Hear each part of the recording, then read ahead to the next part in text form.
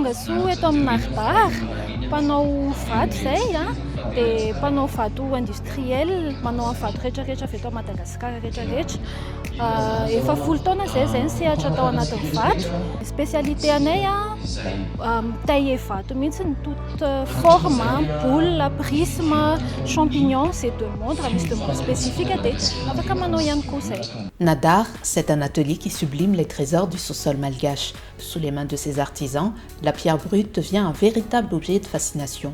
Une expertise de 10 ans qui jusqu'ici s'est surtout exportée aux 4 coins du monde et qui s'adapte aujourd'hui aux envies les plus pointues des amateurs de décoration locale. Car ici, chaque pièce est dictée par l'air du temps. Demande ny client le izy a, dia efa fantatra koa hoe zao ny tendance, zao ny be demande, dia izay ny angian'le izy. Ity zao a quartz rose, dia ity forme ity a vao tendance tamin'ny 2025. Merkemba izy ity a, dia 12 pointes, izy ity tendance tamin'ny année 2025 teo nanomboka betsaka ny niakatra ny demandeny. Au-delà de l'esthétique, ces pierres apportent une âme à votre décoration.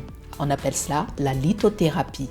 L'art d'utiliser l'énergie des pierres pour harmoniser son chez-soi. Samy manana vertuany daholo ny vato. Ny quartz zao a mitondra fitiavana, dia sérénité spe, dia izay tiana remetrana anazy na ao amin'ny efitrano fatoriana na any amin'ny salon mety daholo. Et la collection ne s'arrête pas là. Pour ceux qui cherchent des pièces plus graphiques avec des couleurs terreuses, il existe des options fascinantes. Ity zao a, ity forme anankiray forme flamme, dia ito a jaspa polychrome, mitondra énergie positive, guérissant, c'est un vertu entiny.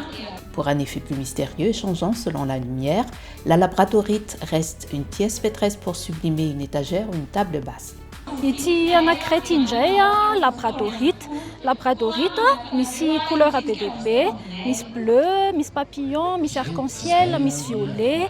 Tena tsara be izy ity satria mitondra confiance en soi, dia mitondra énergie positive, mitondra chance ihany koa izy a, miresaka fitiavana, vola, izany rehetrarehetra izany. Et pour clore cette visite minérale, un conseil déco et bien-être pour vos espaces de repos.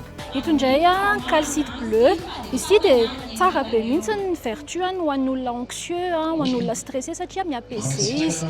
Dia déstressant ihany koa. Tsara kokoa zany izy raha atao amin'ny trano fatoriana, izay ny tena idéal aminazy. Qu'on les choisisse pour leur vertu apaisante ou simplement pour leur esthétique unique, ces trésors minéraux apportent un véritable supplément d'âme à nos maisons.